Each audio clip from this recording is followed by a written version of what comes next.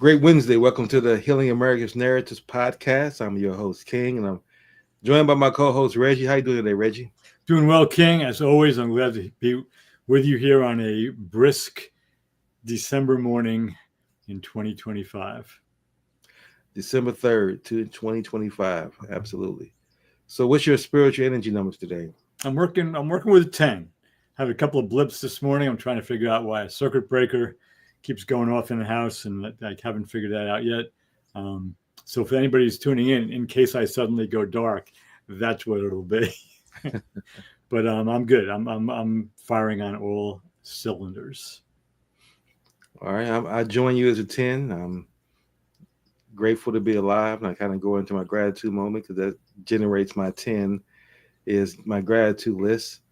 I tell folks that I find it impossible for it to be less than a 10 once I complete my list, even though I may be not feeling a 10 until I started. But by the time I go through it, which includes today, my health, my life, my ability to see, hear, walk, talk, stand, breathe, and have sound mind, my commitment to pursuing my purpose, finding my voice, being much more clear and knowing what my voice is, as well as my problems and challenges in my life, because through those challenges and problems, solutions help bring growth.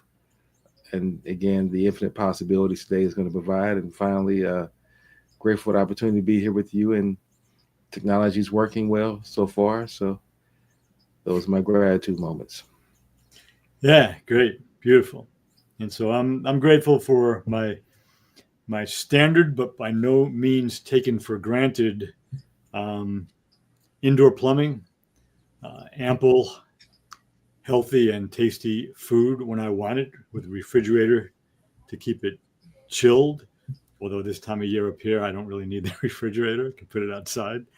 Um, but just having my basic needs met: roof over my head, um, heat in the winter, if I wanted a fan or cooling in the summertime, and the gift of being able to do work that I truly believe in, um, as opposed to just plugging myself into somebody else's system to get a paycheck, which I've done many years in my life, but I no longer do that.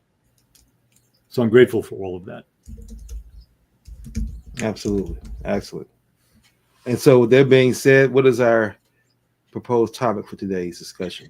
Yeah. So as we began last week, and just for anybody who might be new here, what we're going to shoot for doing here is zeroing in on a specific topic for the first half hour or so. It's not etched in stone, and then zeroing in on some prospective resolutions of it, or how we might better navigate it, even if we can't resolve it, in the second half hour. And so today, what we're going to do, similar to last week, where we looked at the earliest petitions actually from enslaved men prior to the Declaration of Independence, and then again prior to the ratification of the U.S. Constitution, um, to say we deserve to be free too. And what I want to focus in on today, this is one of the three foundational subjugations as well, is the same thing is true with women. So women were petitioning and writing and speaking to be included as part of this new country before the Declaration of Independence, and as we know, thereafter, until they finally kind of got the right to vote in 1920, significantly afterwards. So I want to just share the screen quickly here, and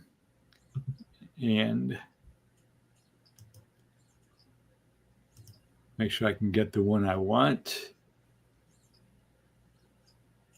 Yeah, I'll do this one first. So it's probably going to be pretty small. This is a letter. Just show you the headline here. It's a letter from Abigail Adams to John Adams in March 31st, 1776. And I'm going to just scroll down for a second and just read part of it.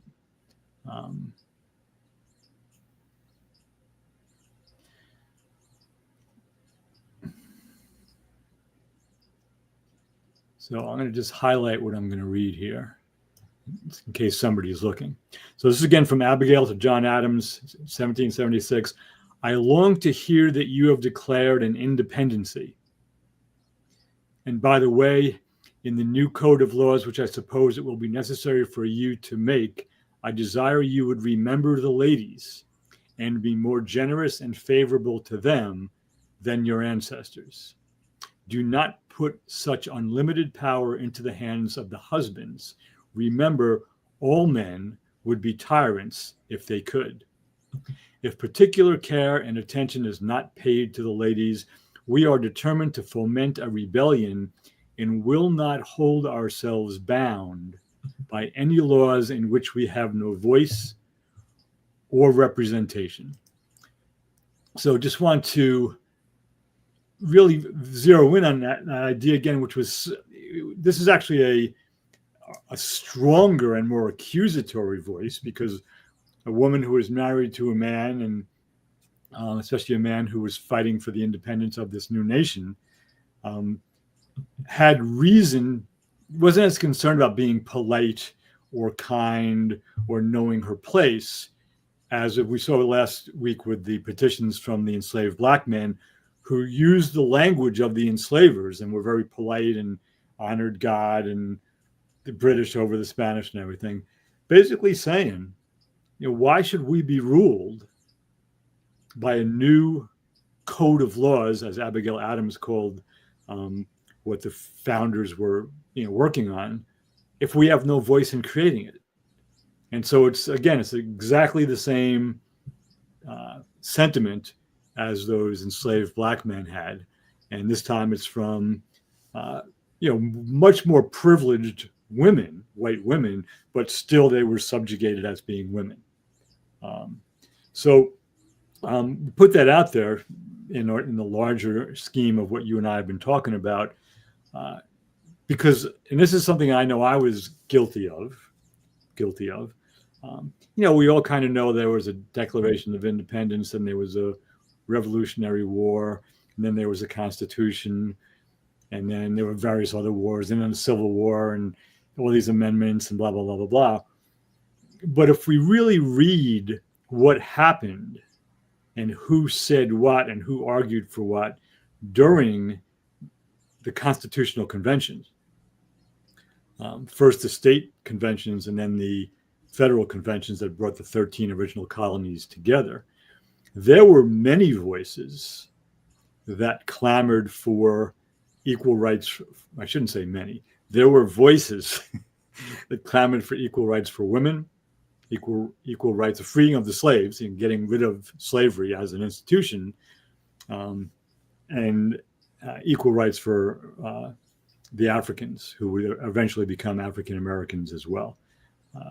Fewer voices early on in favor of the American Indians, Native Americans. But it wasn't this clean thing like, this is just the way it is. The voices who were strongly in favor of allowing slavery to continue in order to keep the slave-owning states in the Union, this is especially in the 1780s leading up to the Constitution, that was a compromise. About 4 or 5 states had already gotten rid of slavery by the time the Constitution was ratified. So what I'm trying to do here is put our current subjugations, what various peoples fight against here in 2025, into the context of how it all began. And none of the freedoms and none of the rights and protections of the law were givens. They were all fought for, petitioned for, calling for amendments to the Constitution. And it's a process that has to continue, even though it's almost impossible nowadays to amend the United States Constitution because of what the founders put in terms of a 2/3, 2 supermajorities, 2/3 majority of both houses of Congress, and then a 3/4 majority of the states in ratification for a new amendment. So again, last week we took a look at the earliest voices from enslaved black men. This week we're including the voices of women back in the 1700s basically saying, you guys are hanging out there in Philadelphia and you're making this new code of laws, this new constitution, and you're ignoring us. We're not in it. And it's been as the colonists, as the landed white men and some poor white men and others fought against the monarchy in Great Britain, so the African Americans, women, and Native Americans have had to and continue to fight against the wealthy white men who still run the country. So just providing an expanded view of what is an ongoing process. And even though some of the names have changed and the nature of the wealthy men and some women now are shifted, the fight pretty much remains the same.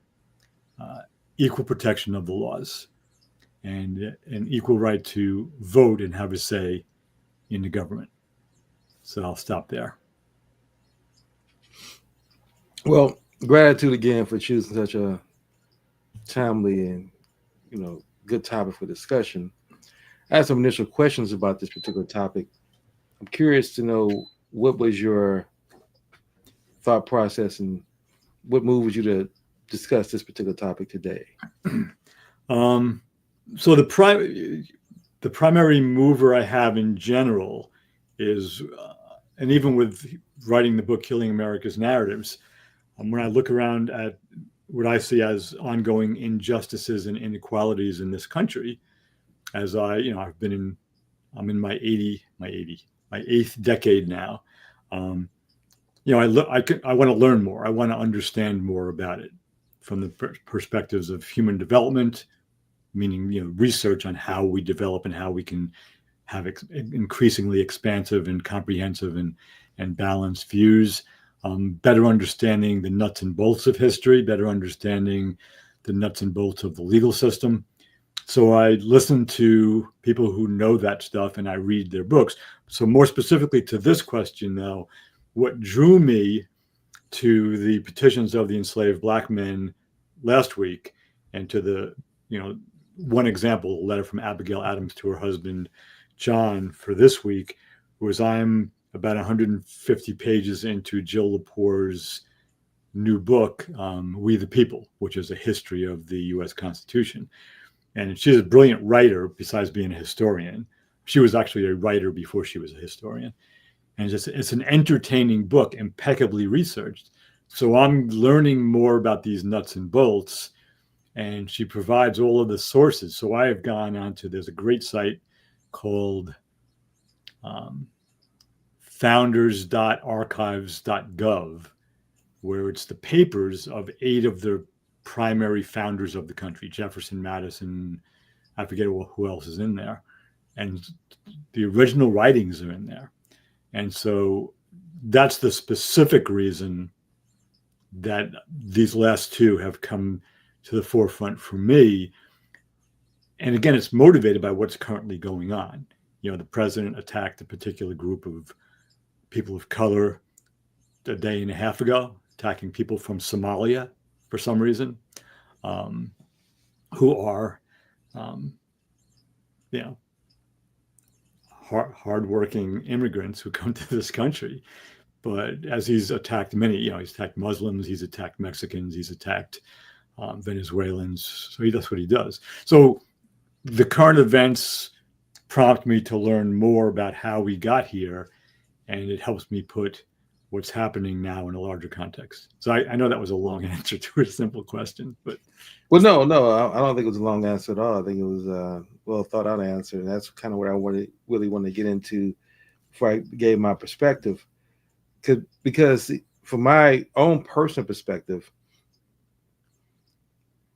the way I was raised, my mother, I may have said this on previous other shows, my aunts, Black women were strong in the raising of my family and as well as in my community. So I never grew up feeling women were inferior or women were not equal to men at all. I never had that thought until I started reading history and realized, throughout history, that's been the case. But in my own world, until I began to delve into that, I never looked at it that way. Hmm. And even throughout my own personal life, I've looked at, I've had women who were bosses. I've never once thought in my mind that she wasn't competent and I wish a man had this role or she was too emotional. See, those thoughts never enter my mind at all. It's just not something that's in my as I would say, my lexicon, in my worldview in any way.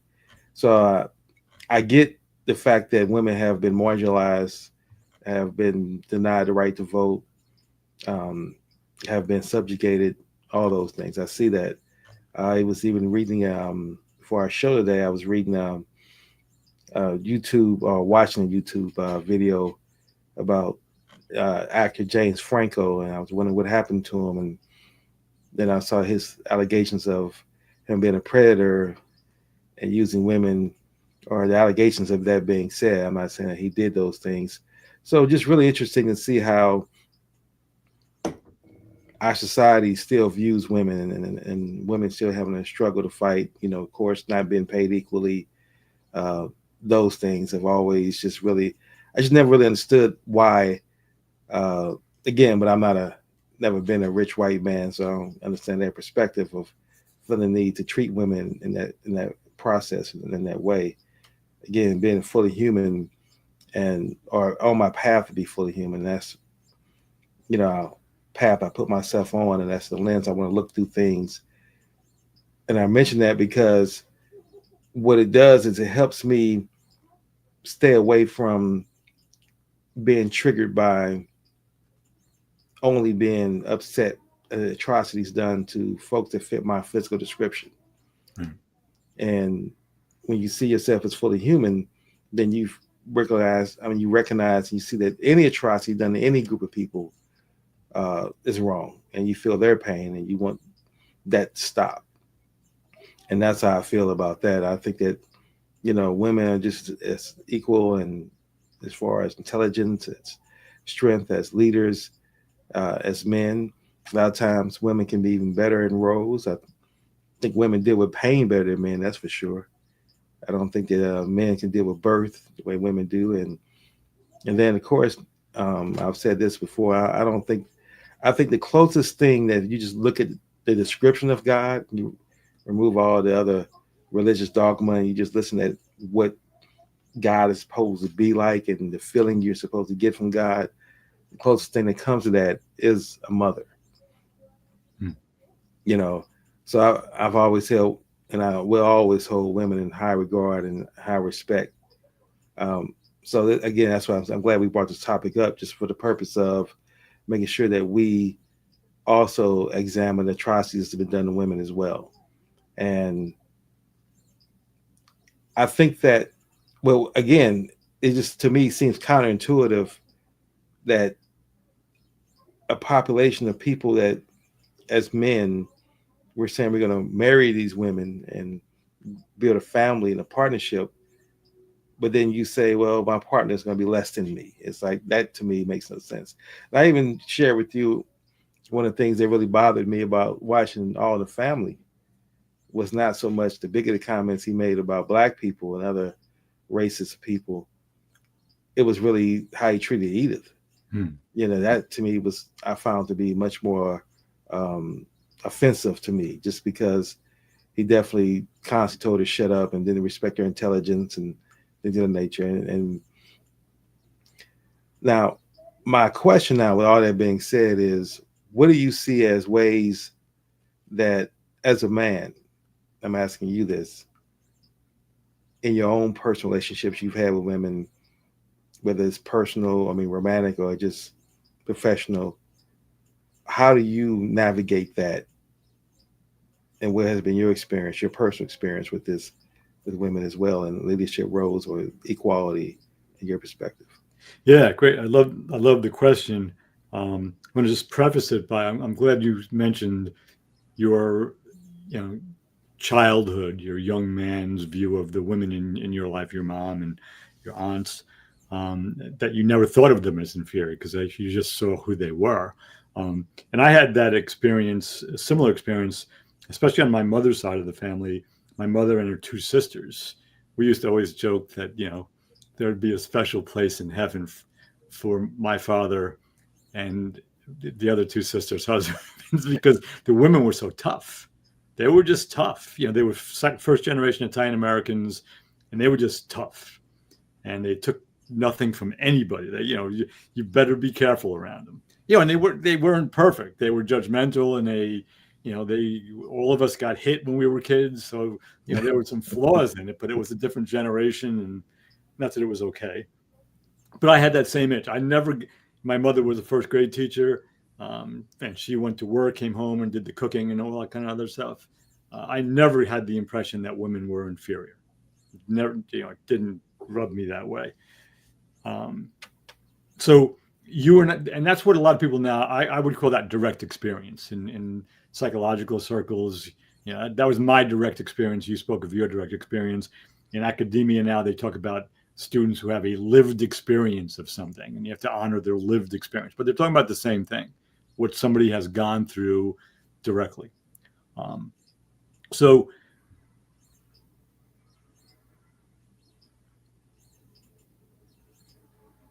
I've always had, so I had that initial sense of women through my mother and my aunts and especially my maternal grandmother, who was the mother of these three women I just described, and she was pretty tough as well. Although she cheated at gin rummy, even when she was playing with her grandkids, which was a funny thing once we understood what was going on. But I never had the experience of inferiority, that women or girls were inferior. I was lucky enough to have two girls on my block. One who was my age, the other was about 2 years older. And back in the 1960s, we called them tomboys. Yeah. Because they played all the sports with us. They played baseball, they played football, they played basketball, and they played hide and seek and whatever else we played. So I knew there was difference. And as I got into puberty and into adolescence, I knew that I was attracted to them, and I was afraid of them because I didn't know how to interact early on.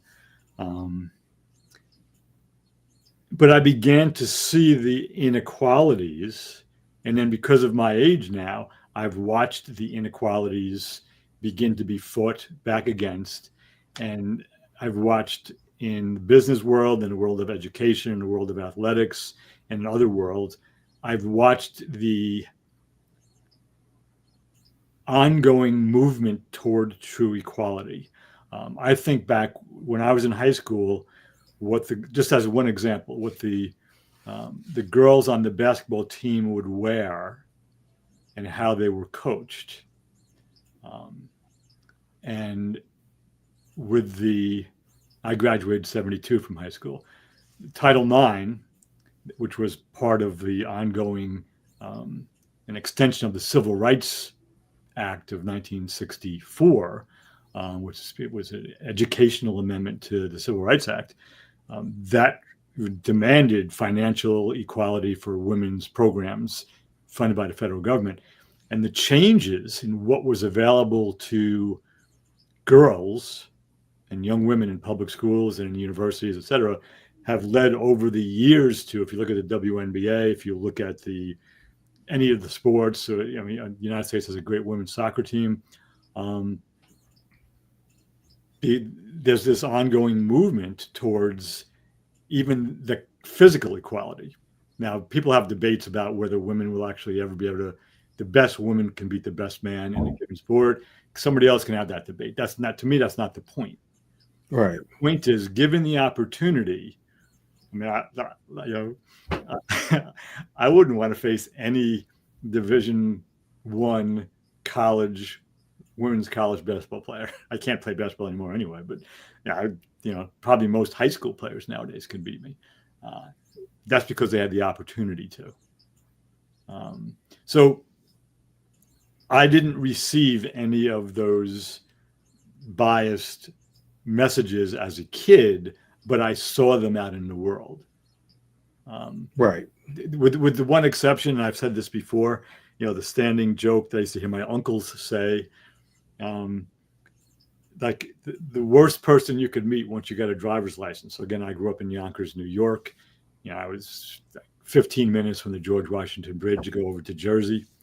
Um, the worst driver you could meet would be a woman driver from New Jersey on a Sunday, because all of the men, and most of these were blue collar workers, my uncles, and they would talk about Sunday drivers, women drivers, and Jersey drivers. Now, I've since learned that in New Jersey, they talked about New York drivers in the same way. It's that kind of silliness, really. Um, but that was the closest thing that I heard growing up, and it was meant, it was, I'm pretty sure they were joking. I don't think they really believed that, but I can't say for sure. But I received that pretty, my direct experience was, um,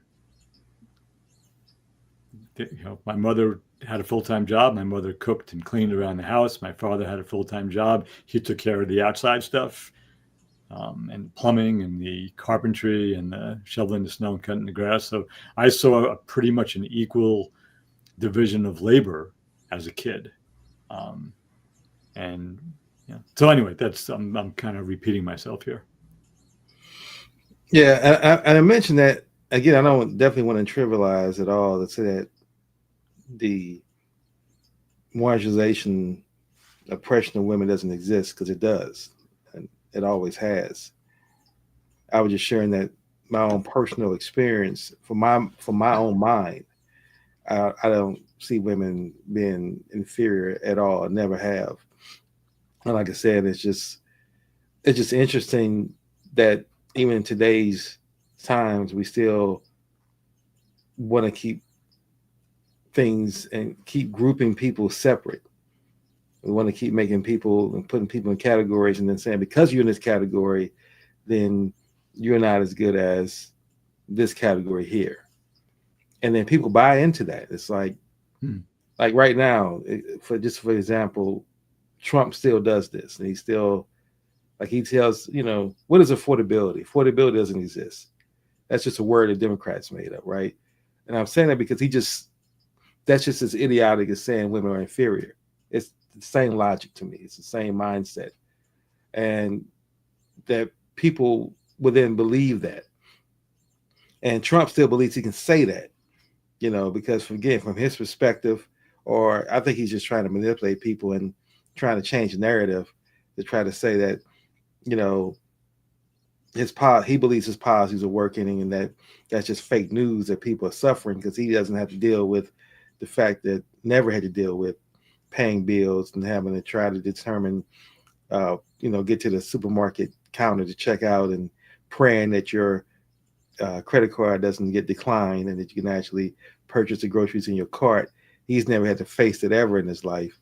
So he doesn't understand what average Americans are going through when they have to deal with that, and the humiliation and the shame and the anxiety of just grocery shopping now compared to where it used to be a couple of years ago, and how everything's even much more expensive.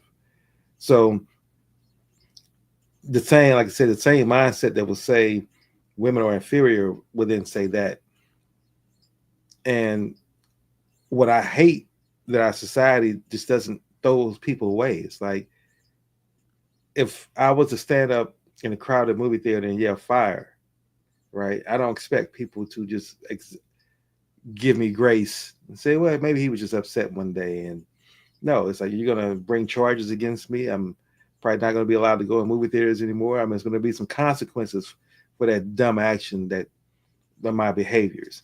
And that's where I hate the fact that there is no consequences nowadays for people who just say outlandish things as are not true. There's no consequences. And matter of fact, they're rewarded for it now in the social media world we live in by likes and shares and video going viral.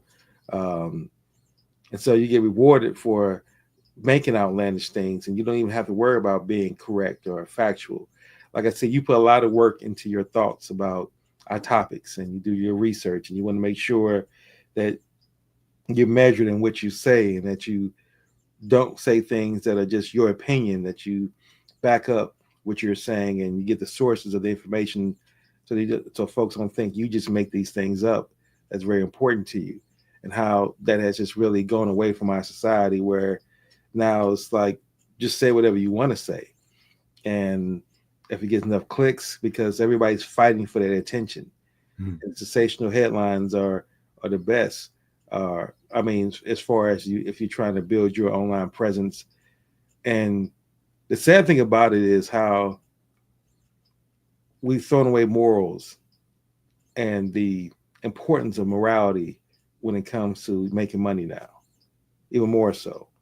And that's a part to me that's troubling about this world that we live in, is just how people just are quick to just repeat talking points without having any basis behind it, without even thinking about the fact is, as much information as we have with the internet nowadays, where you can just research what Google has given us for the last 10 years now, and now with AI and its advanced research, how you can now just so many tools where you can research and get sources and compile notes and really look at things from a critical standpoint. How many people don't do that? How Mm. many people are just willing to listen to a talking head who just, and they know they just get paid to give their opinion. Like just quickly on that point, and I'll conclude my argument. And I know it's a little shift from our topic, but I just want to make this point. I was watching a YouTube video last week, and they were talking, and this was uh, Fox Business News talking about uh, the housing director that came out and said what they're going to do now is come up with a way, or they're thinking about brainstorming. They were sharing this, that you can now take your portable mortgages. So you can actually take your mortgage and your interest rate with you to your next house. And they were thinking about how that's the solution being proposed by the housing director in Trump's administration. And these panelists were actually discussing this as if that was viable. And it's like with no understanding of real estate or understanding of mortgages, and it's how that the whole process of mortgages work. And I think that's a even a conceivable idea. Like for example, if you were to buy a house, your current mortgage now was 2% because you got it refinanced before Biden got in office, and you had the interest rate. And now you can go buy a house with your 2% interest rate, and then I have to get a new mortgage. We both competing, we both putting contracts on a new house. You can afford more because you have that cheaper interest rate. That's not even fair. And that's just at the very basic level of understanding. And these news analysts couldn't even decipher that, as far as how that just was not fair. It was just idiotic ideal. And I make that point because that's what people are consuming for news and information. These people who have no understanding of what they're talking about, they just make noise. And because they make noise, they can make it in a sensational way, and they bring graphics and they throw in jokes with it, and they make it funny, then it's more palatable to people, and people willing to think or even consider that. And that's the part that I believe is going to be, regardless of what administration is in office, we have to begin to really think about the dumbing down of society and the overall impact that's going to have on the next generation, because more kids can't read as it's coming out. Reading is not as writing is not as important anymore because you're tweeting most of the time, and you don't have to put your thoughts together well when you're texting and tweeting. You just put some information. Now you shorten the words intentionally to fit the text window. So that for me, combined with the fact that the injustices out there, whether it's women, whether it's blacks, whether it's Jews, whether it's Native Americans, what's going on in Palestine, all these injustices in the world. On top of that, how people are so gullible and not connected to critical thinking, it just to me is the greatest atrocity of all. Yeah, just a lot there. So I'm gonna what I want to do in order to gently move us towards the part of the podcast where we resolve all the problems, but where we talk about navigating some of what we're raising here. So we're not just saying, okay, here's what's all the things that are wrong. But two things that continue to surface for me, and you kind of alluded to them, and I'm going to use my own language.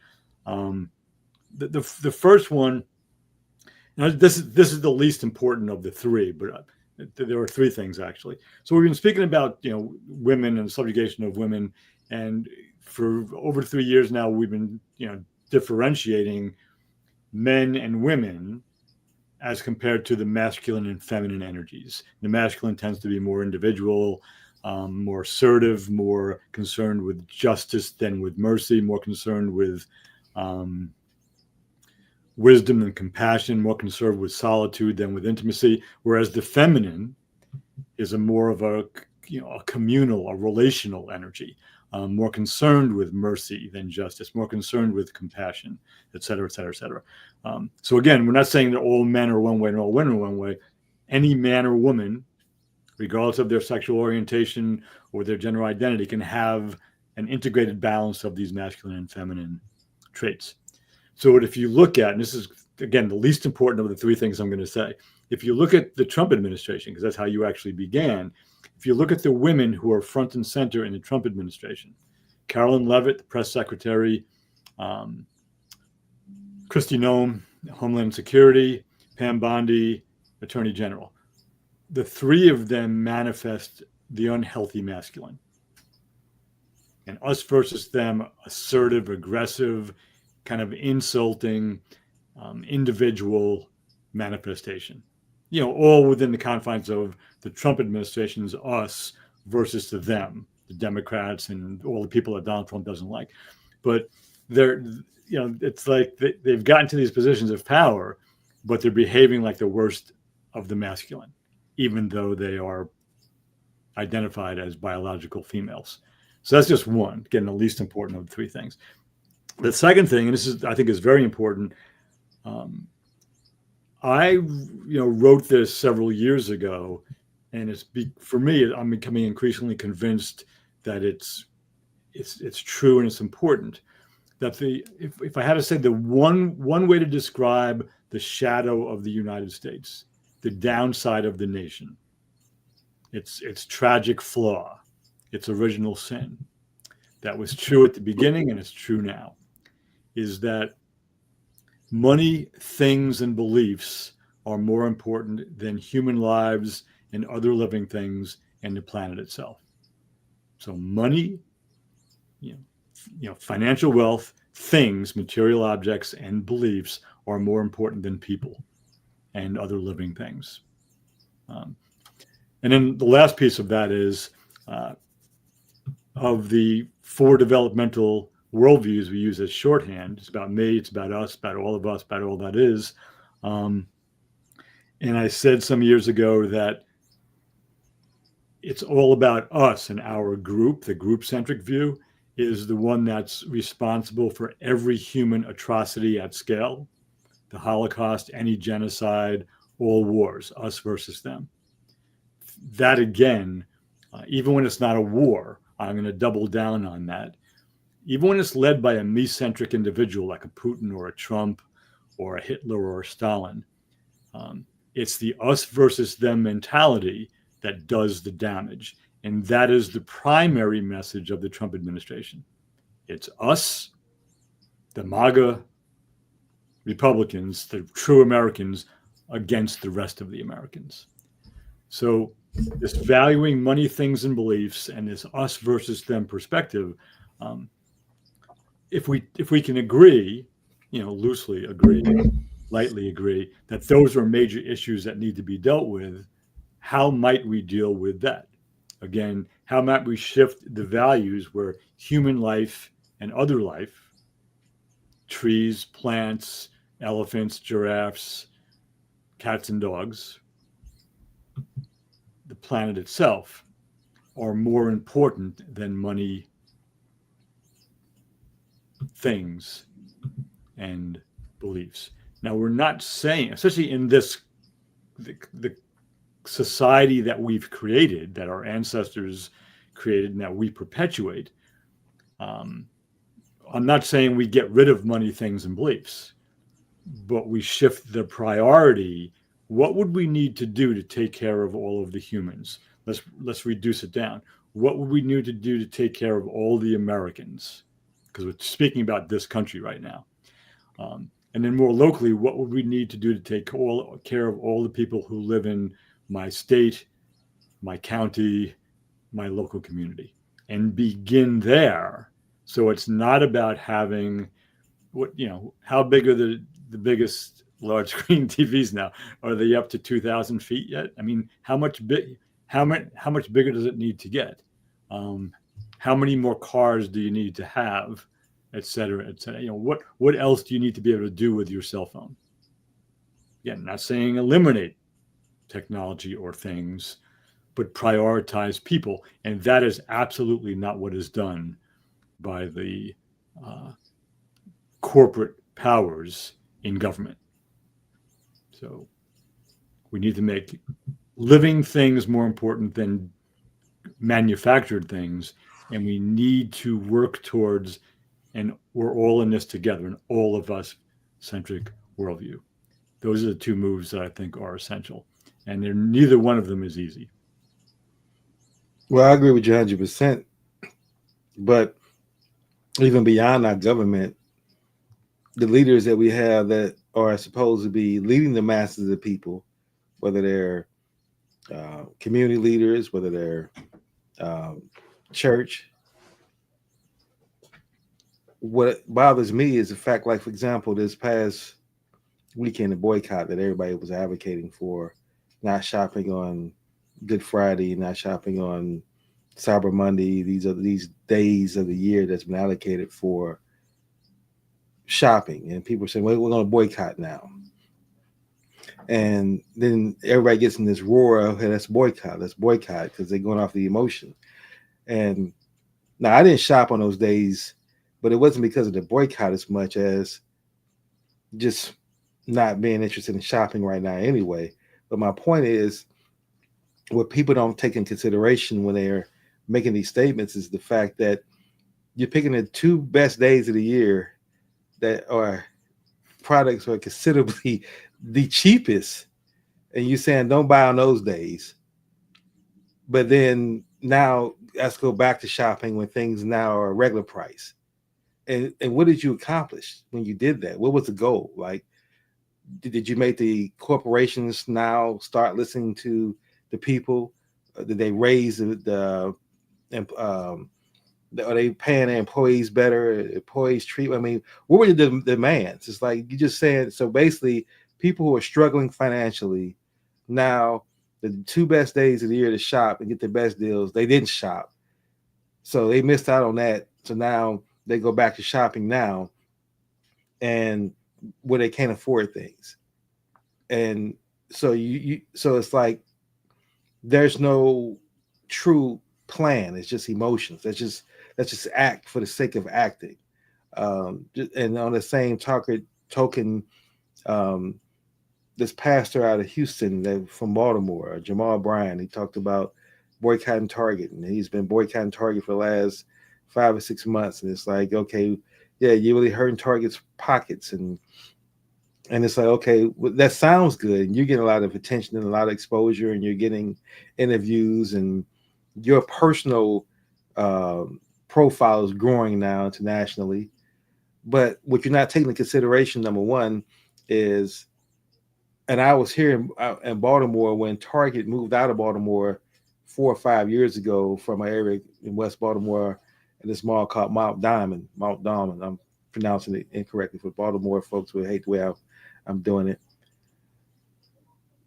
My point there is that he's not taking consideration the jobs that left with that. Right. And when Target left that community, that was the one of the only true grocery stores those folks can shop at, and that impacted them not being able to shop at their grocery store. Some of these Walmarts, yeah, Walmart is definitely a store that has all these employment issues and the way they treat their employees bad and things, but yet and still in some of those rural areas, that's still the only store around for the folks to shop at. And it's easy for me to live in the area where I live at and say, don't shop at Walmart because I have choices. I can just not go to Walmart. I can go to plenty of other choices. But when Walmart's the only choice there, and the leadership is telling folks don't shop there because we want to boycott them to serve a point to make that platform to grow their platform. They're not taking in consideration the trade-offs of the people whose jobs are going to be impacted, the folks who can't travel to a lot of places. That's the closest store for them to shop, the least expensive store for them to shop. And you're saying we want you to take the sacrifice and not shop here, where I'm going to shop where I shop. Well, we want to send that message, and we want you to be the ones that carry the torch, so to speak. And that, to me, I have an issue with. It's like, and that's the issue I have with our leaders. It's that, and that's to your point about the government not putting people first and all those things. Well, and that's why I always argue the system. It's the systems that put that we got to fight. Is we don't destroy the system, we're just pretty much playing within the system, and we're not changing anything. We're just literally using that expression, moving around the deck chairs on the Titanic. Okay, we're gonna move from this side because this it looks better, and everybody on this side has equal rights to a chair, but the ship is going to crash. The boat is headed toward the iceberg. So it's irrelevant whether or not we have equality with how we place the chairs right now. We got to come up with a better plan. And that's what I would love to see is more thought. And that's why I really question the people who position themselves to be leaders or influencers or want to get out here and champion causes when they don't themselves sacrifice or don't take in consideration of the fact that the people who really are going to be losing their jobs, losing access to stores and the ability to shop, they're the ones that's going to suffer. Ask them, should they boycott? To me, that's what I would want to hear. I want to hear what the community, the people who are truly going to be impacted by Target closing, Walmart closing, do you really want this store gone? Now, if they're willing to do that, then that's a different conversation. But it should never be people who don't live in that community champion and causing impact to the folks who do, and they have to suffer for it. Yeah, I mean, I agree with that wholeheartedly. In fact, as you began, what came immediately to mind, and and you and you spoke for long enough that I could actually get. I had a hint of something that a source that speaks directly to what you were saying, and I couldn't think of the author's name, but it finally came to me, so that was good. But the idea, if you're going to do a boycott or a demonstration or whatever for good, something that we would agree on that might be good,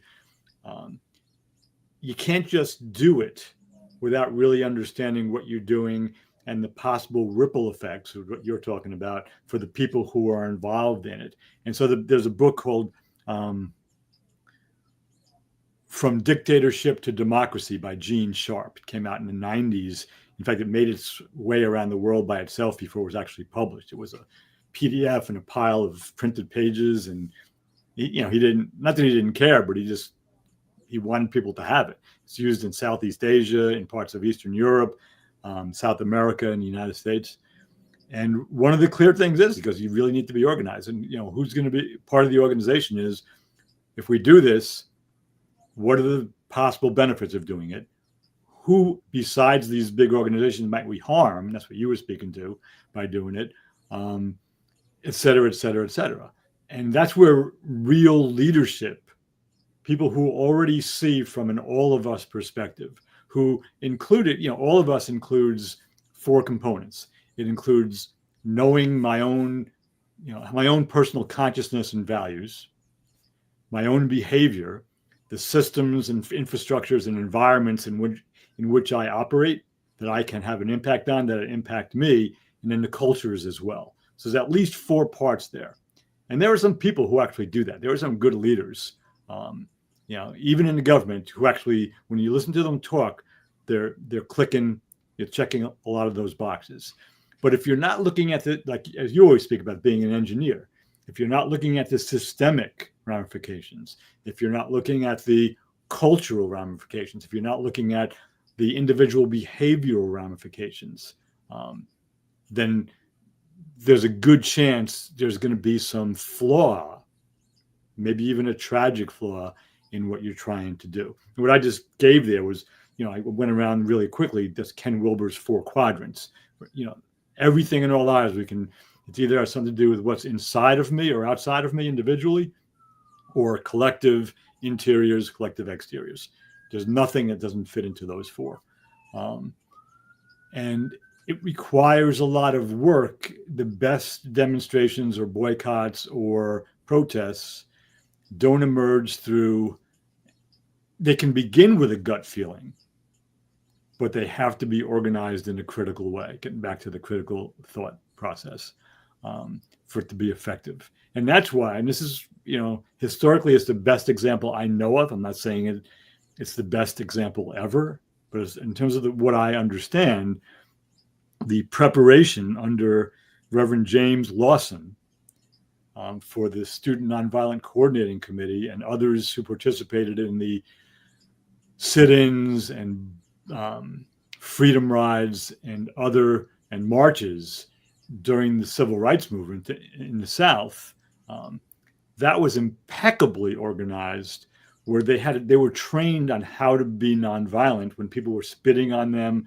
when people were handcuffing them, where people were calling them horrible names, because they knew that in the situation they found themselves in at that time, that was the strategy that would be most effective. And it was, once the televised versions of the slaughter, the attack at the end of the Edmund Pettus Bridge, the young Black children being attacked by firefighters with fire hoses and cops with German Shepherds on leashes.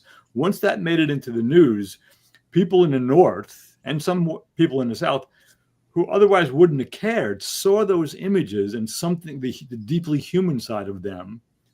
So, even if they were themselves racist, they said, wow, that's not right. That shouldn't happen. That has to be stopped. But if the folks sitting at the lunch counters in their white shirts and wearing ties if they were men, and their dresses if they were women, if they got spat on or were told to leave and were smacked around, and they just fought back and it became a brawl, that part of the civil rights movement would have been nowhere near as effective. There's nothing that I know of right now that prepares people for protests or movements as painstakingly well as that did. So that's problematic. So again, your point on the boycott is exactly right. If you want to boycott something for good. Don't shop there ever again. Right. Don't shop there ever again. And at the same time, begin to support local stores who do, but also take in consideration of the folks who are going to be impacted the most in those communities that only have a Walmart, that have food deserts. Understand how they're going to be impacted by that boycott. Yeah.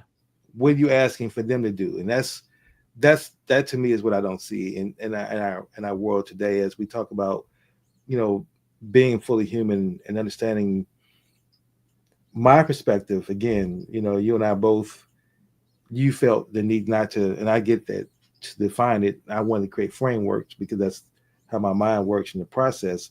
And I wanted to be able to give people, for myself on this journey in particular, how do I become more fully human, and how do I look at it? And again, the growth mindset, realizing that what I know today is not infinite. I don't have all the answers, and I may learn, and tomorrow I may think differently about something, and I'm willing to learn and grow and take that into accountability. My self-awareness, making sure how my actions and my decisions and my behaviors not only impact my life, but impact the world around me, my community, and my environment as well. And that to me is, those things are important. And having a service mindset, being willing to help people and give back when you can. And so that's what I would love for folks to look at. How can I do better? How can I be a better person tomorrow than I was today? Just that simple question can then begin to spark some energy and getting people to start to think about things on a deeper level, and stop creating sound bites and stop saying things like, left and right. At the end of the day, it's either justice or injustice, it's either kind or unkind. And yeah, politically, the left doesn't have all the answers, but we can say they're not as cruel as the right is. But even though I know under both administrations, there's still going to be the wealth gap that's going to keep increasing. There's still going to be uh, massive unemployment. There's still going to be homelessness. There's still going to be all these things that continue to impact us. Neither one of those parties are going to work to resolve that because at the end of the day, money moves politics more than anything else. That's where it comes down to. But we have to at least look at ways that we can stop just not being so cruel to one another and celebrating the cruelty that we see.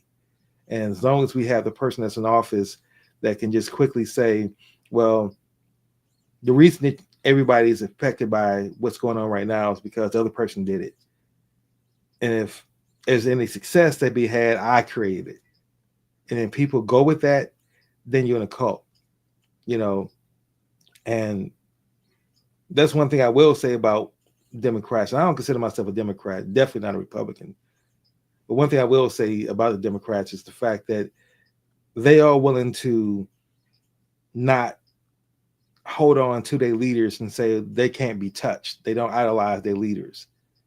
Like, I believe people who love the Democrats, if Democrats are on the Epstein list, they want them to get locked up just as quickly. They're not going to try to protect them. Then they're going to say, well, no, let's give some grace to Bill Clinton being on the airplane.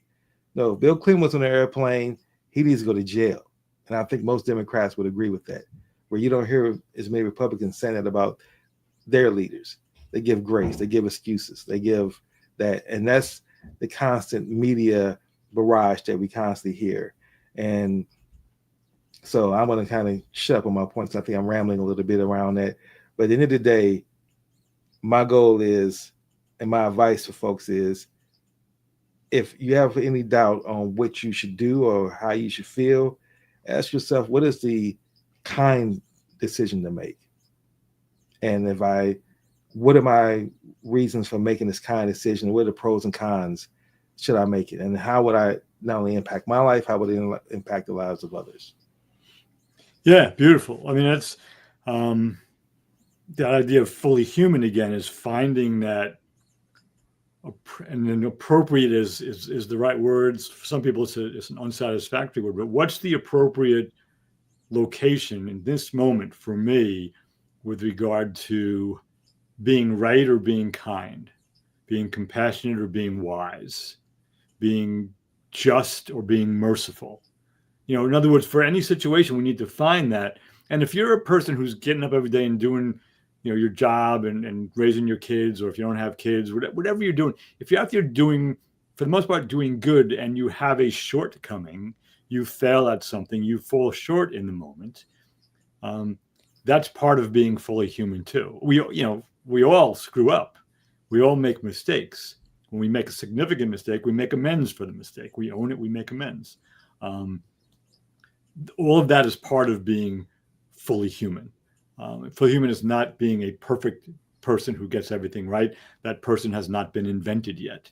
Invented is intentionally used there. But it's holding yourself to a standard and recognizing that you're not perfect. And probably one of the best examples, man, of this. Now, I came upon it again yesterday for some reason. But one of the primary architects of the Vietnam War was the Secretary of Defense, Robert McNamara. He was a World War II veteran. He was a Harvard graduate, one of Kennedy's buddies, and he was a president of Ford Motor Company before he became Secretary of Defense. Smart guy, primary architect of the Vietnam War. And during the Johnson administration, he began to see that it just wasn't working. They made some mistakes, and he /resigned. Johnson let him go at one point. But in 1992, I think it was, he published a book called In Retrospect, where he listed 11 lessons learned. He basically said, here's where we failed, where I failed. Bang, bang, bang, bang, bang. It's really worth reading. And can you imagine anybody nowadays, especially in the Trump administration, but nowadays saying, oh yeah, we got that completely wrong, and here's the specific examples, not just saying, "Yeah, sorry, I screwed up," but we did this, we did this, we did this. Um, that's an example of being fully human.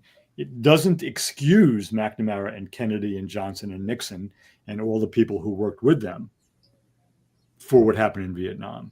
But McNamara stood up and said, with great humility, uh, we basically really screwed all this up. That doesn't happen with people in power. It's a rare thing. But that's a fully human move. You own your shit. Absolutely, absolutely. As we bring our show to a close, we shift into our last two sections of our show. We want to give flowers to folks who have been fully human throughout the years, as you did with Robert McNamara there, and highlight folks.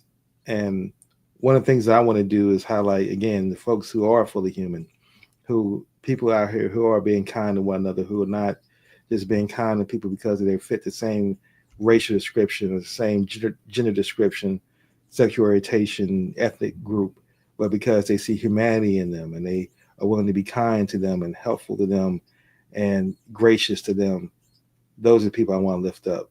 So the one, I'm not naming specific names, but the ones who are doing that work, who are actually being out here involved and just being kind and showing love, those are people I want to give flowers to today. Yeah, beautiful. I love that. So I'm gonna give flowers to somebody that actually I had to go check his name because I only know him by his position. I realized I've been listening to him talk, and I just never paid attention because I just know his title. So Brandon Johnson is the mayor of Chicago, um, and I've watched him, especially when the certain people in the press ask him what I consider gotcha questions. Mm-hmm. You know, that almost no matter what he says, he's going to lose in some way. Mm. And he's just really thoughtful, extraordinarily knowledgeable. He knows what he's talking about. That goes without saying. No, it doesn't go without saying. He knows what he's talking about. But he navigates these things. He answers the question. He tells the truth. He gives his view on the question asked. And he's just one of the most skillful people I've seen in public life in a while. Just really present. Even when somebody, I'm guessing because I'm projecting onto him that he's bristling underneath, like I'd be bristling. He just stays calm, and he gives these wonderful responses to questions that, for the most part, feel designed to put him between a rock and a hard place. So I just want to, name him as somebody I have a lot of respect for. Well, great choice. I'm gaining more respect the more I learn about him and the more I hear his stance and what he believes in.